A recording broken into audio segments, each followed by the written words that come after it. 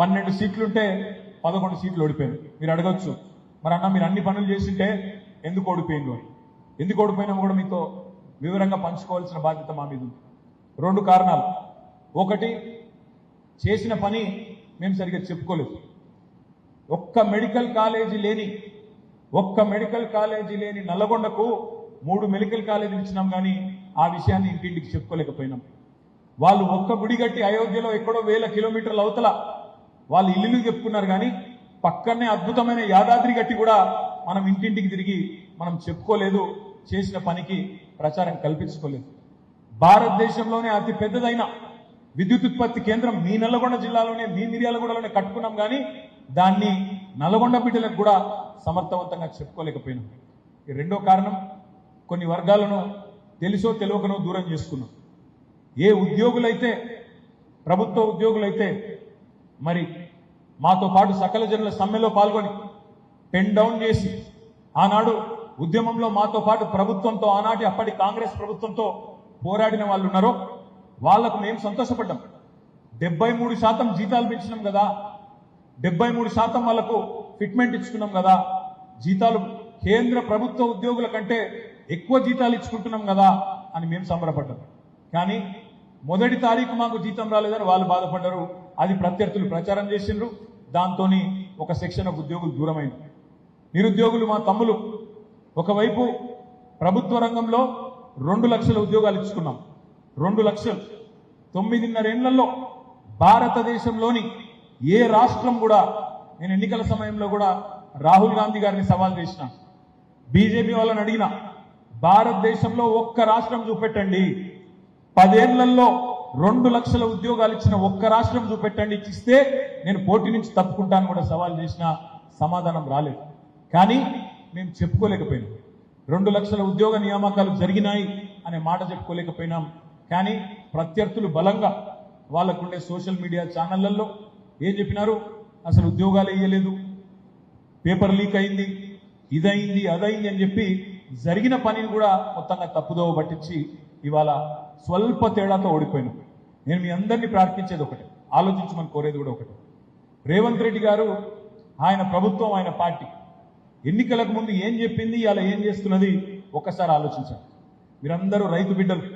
ఏమన్నారు రేవంత్ రెడ్డి గారు, నేను ముఖ్యమంత్రి అయితా ఉన్నా, డిసెంబర్ 9 నాడు నేను ముఖ్యమంత్రి కాగానే మొట్టమొదటి సంతకం పెడతా 2 లక్షల రుణమాఫీ మీద. మీరు ఎవరెవరైతే లోన్ తెచ్చుకోలేదో ఇప్పటిదాకా అర్జెంటుగా బ్యాంకుకు వండి, ఎంబడే వండి 2 లక్షల రుణం తెచ్చుకోండి, నేను సంతకం పెడతా, నా బాధ్యత రుణమాఫీ చేస్తా అన్నాడు.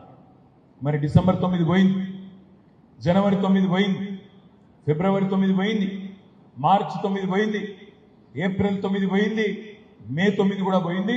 తొందరలోనే జూన్ 9, 6 నెలలు కూడా నిండబోతా ఉంది. మరి మనం ప్రశ్నించాల్సిన అవసరం లేదా? ప్రభుత్వాన్ని అడగాల్సిన అవసరం లేదా? ఒక రైతు బిడ్డగా మళ్ళీ మోసపోదామా? ఆలోచించమని చెప్పి నేను కోరుతా ఉన్నాను. ఒకసారి ఎవరైనా మనల్ని మోసం చేస్తే అది వాడి తప్పవుతుంది, మోసం చేసినోడు తప్పవుతుంది. కానీ రెండవసారి కూడా అదే వ్యక్తి చేతిలో మళ్ళా మనం మోసపోతే తప్పు మనదైతుంది. దయచేసి గుర్తుపెట్టుకోమని మా రైతు బిడ్డలైన మా అన్నదమ్ములందరూ నేను మనస్ఫూర్తి కోరుతా ఉన్నాను. ఎన్ని మాటలు చెప్పిండ్రు, ఒక రుణమాఫీ మాత్రమే కాదు, కేసీఆర్ గారు రైతు బంధు ఇస్తున్నాడు, నేను రైతు భరోసా ఇస్తా, కేసీఆర్ 10,000 ఇస్తే నేను 15,000 ఇస్తా అన్నాడు. మరి 15,000 పడ్డాయా లేదా నాకంటే బాగా మీకే తెలుసు. 15,000 కాదు కదా, కేసీఆర్ గారు ఇచ్చిన 10,000 కూడా దిక్కులేదు. కేసీఆర్ గారి టైంలోనేమో రైతు నాట్లేసేటప్పుడు రైతు బంధు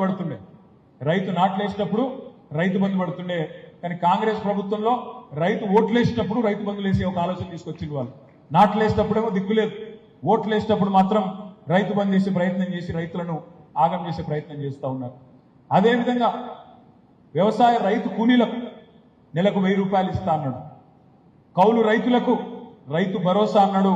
కేసీఆర్ ఓన్లీ భూస్వాములకు ఇస్తుండు, నేను కౌలు రైతులకు కూడా ఇస్తా అన్నాడు, రైతు కూలీలకు కూడా ఇస్తా అన్నాడు. ఒక్కటంటే ఒక్క హామీ నెరవేరిందా? ఆలోచించండి. మా మహిళా సోదరి మనలకు చెప్పినారు, నెలకు 2,500 ఇస్తామన్నారు 18 ఏళ్లు నిండిన ఆడబిడ్డలందరికీ. మరి 1,67,00,000 మంది ఉన్నారు. 18 ఏళ్లు నిండిన ఆడబిడ్డలు తెలంగాణలో 1,67,00,000 మంది ఉన్నారు. వాళ్ళ తరపున రేపు మాట్లాడాలన్నా, ప్రశ్నించాలన్నా గలమెత్తాలన్నా దమ్మున్నవాడు ఉండాలి, ప్రశ్నించేవాడు ఉండాలి తప్ప ప్రశంసించేవాళ్ళు కాదు. ఇవాళ కొత్తగా ఒక ప్రభుత్వం వచ్చింది తెలంగాణలో, అలవి కానీ హామీలు ఇచ్చి వచ్చింది. మరి ఇవాళ కావాల్సింది శాసన మండలిలో ఇంతకుముందే నేను విజ్ఞప్తి చేసినట్టు శాసనసభ శాసన మండలి రెండు ఎందుకుంటాయంటే, శాసనసభ ఏమైనా ఏకపక్షంగా పోయినా శాసన మండలిలో ప్రశ్నించే గొంతుండాలన్న ఉద్దేశంతోనే శాసన మండలిని పెట్టుకున్నాం. ఇవాళ కావాల్సింది అధికార స్వరాలు కాదు, ఇవాళ కావాల్సింది ధిక్కార స్వరాలు, ప్రశ్నించే గలం, గట్టిగా కొట్లాడే గలం, అవసరమైతే గల్లా పెట్టి అడిగే గల్లా పట్టుకొని అడిగే దమ్మున నాయకుడు కావాలి. ఇవాళ ఒక విద్యావంతుడు తమ్ముడు రాకేష్ రెడ్డి రూపంలో మనకు అవకాశం ఉంది. ఇంకొక మాట కూడా నేను మిమ్మల్ని అడుగుతా ఉన్నా. రేవంత్ రెడ్డి గారు చెప్పినారు, నేను 2 లక్షల ఉద్యోగాలు ఇస్తా మొదటి సంవత్సరంలో అన్నాడు. ప్రభుత్వ ఉద్యోగాలు 2 లక్షలు ఇస్తా అన్నాడు. కానీ ఎంత సిగ్గులేని వ్యవహారం ఉంది వాళ్ళ రేవంత్ రెడ్డి గారిది, కాంగ్రెస్ పార్టీది అంటే మీరు చూస్తున్నారు. మందికి పుట్టిన పిల్లలు కూడా మా పిల్లలు అని చెప్పుకునే బాపత్ వీళ్ళు. కేసీఆర్ ప్రభుత్వంలో ఇచ్చిన 30,000 ఉద్యోగాలకు, కేసీఆర్ ప్రభుత్వంలో చేసిన నియామకాలకు ఈయన కాగితాలు ఇచ్చుకుంటా ఇవి నేను ఇచ్చిన ఉద్యోగాలు అని చెప్తున్నాడు. నేను అడుగుతా ఉన్నా, మా తమ్ముళ్ళని మీరు ఆలోచించమని కోరుతా ఉన్నా. ఉద్యోగ నియామకాలు చేయాలంటే నోటిఫికేషన్ ఇవ్వాలి, పరీక్ష పెట్టాలి, ఇంటర్వ్యూ ఉంటే ఇంటర్వ్యూ చేయాలి, ఆ తర్వాత ఉద్యోగ నియామకం ఇస్తే అది నువ్వు ఇచ్చిన ఉద్యోగం అవుతుంది. మరి రేవంత్ రెడ్డి గారు నీ ప్రభుత్వం వచ్చినాక ఎన్ని నోటిఫికేషన్లు ఇచ్చినావు? ఇప్పటికీ ఎన్ని వేల ఉద్యోగాలకు నోటిఫికేషన్లు ఇచ్చినావు? ఇచ్చిండా ఒక్కటన్నా? ఒక్కటి ఇచ్చింది, అది కూడా గ్రూప్ 1. మనము 560 అంటే ఇంకొక 60 కలిపి ఇచ్చినట్టున్నాడు, గది ఒక్కటే ఇచ్చిండు ఇప్పటి వరకు. జాబ్ క్యాలెండర్ అన్నాడు, క్యాలెండర్కు అతి లేదు గతి లేదు.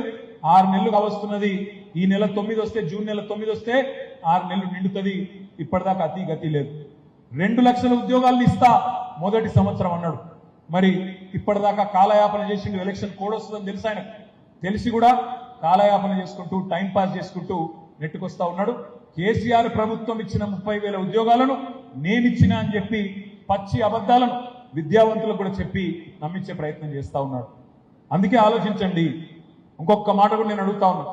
ఆనాడు బీఆర్ఎస్ ప్రభుత్వం ఉన్నప్పుడు మనం ఒక 5,000 ఉద్యోగాలతో డిఎస్సి ప్రకటన ఇస్తే ఇదే రేవంత్ రెడ్డి గారు అన్నారు, 5,000 ఉద్యోగాలంటే ఇది డిఎస్సి కాదు, ఇది పూర్తిగానే కాదు, 21,000 ఖాళీలు ఉన్నాయి, వెంటనే 21,000 ఖాళీలకు నోటిఫికేషన్ ఇవ్వాలని చెప్పి రేవంత్ రెడ్డి గారు మాట్లాడారు.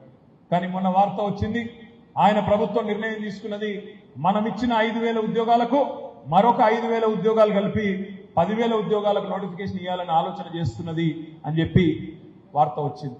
ఈయననే కదా చెప్పింది, మొట్టమొదటి క్యాబినెట్ లోనే మెగా డిఎస్సి అనౌన్స్ చేస్తా మొదటి క్యాబినెట్ లో అన్నాడు. మరి ఇప్పటికి ఎన్ని క్యాబినెట్లు అయినాయి?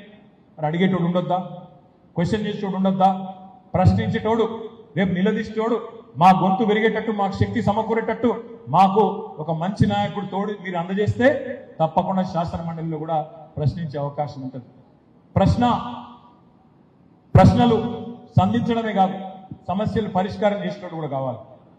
ఇదే రేవంత్ రెడ్డి ప్రభుత్వం చెప్పింది, మేము విద్యార్థుల దగ్గర ఫీజులు వసూలు చేయకుండా రేపటి రోజున పోటీ పరీక్షలు పెడతామని చెప్పింది. టెట్ పరీక్షకు మనం ఉన్నప్పుడు 400 రూపాయలు ఫీజు ఉండే. ఇదే రేవంత్ రెడ్డి గారి పార్టీ మేనిఫెస్టోలో చెప్పింది, ఫ్రీగా పెడతాం, ఫ్రీగానే అన్ని పోటీ పరీక్షలు నిర్వహిస్తామని చెప్పినారు. కానీ ఇలా ఏం చేస్తున్నారు? 400 రూపాయలు ఉన్న పరీక్ష ఫీజును ఇలా 2,000 రూపాయలు చేసింది రేవంత్ రెడ్డి ప్రభుత్వం. అంటే మాటలు ఒక లెక్క, చేతలు మరో లెక్క. ఓడ మీద ఉన్నప్పుడు ఓడమల్లన్న, ఒడ్డుకెక్కినాక అధికారంలోకి వచ్చినాక బోడమల్లన్న అన్నట్టు ఇవాళ మళ్ళొక్కసారి గ్రాడ్యుయేట్ల నోట మట్టి కొట్టే ప్రయత్నం రేవంత్ రెడ్డి ప్రభుత్వం చేస్తా ఉన్నది. ఇవాళ నిలబడ్డ అభ్యర్థులను కూడా దయచేసి మీరు చూడండి.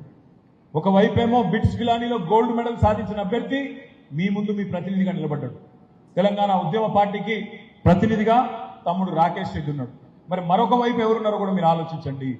బ్లాక్ మెయిల్ రాజకీయాలు, తెల్లారు లేస్తే టీవీలలో పైశాచిక ఆనందం కోసం ముఖ్యమంత్రి అని కానీ ఇంకోటని కానీ చూడకుండా నోటికొచ్చిన బూతులు తిట్టుడు, బెదిరించుడు, దందాలు చేసుడు, ఇట్లాంటి దిక్కుమాలిన దివాలా కొరకు పనిచేసే మరి అభ్యర్థి ఇవాళ కాంగ్రెస్ పార్టీ అభ్యర్థిగా మీ ముందున్నారు.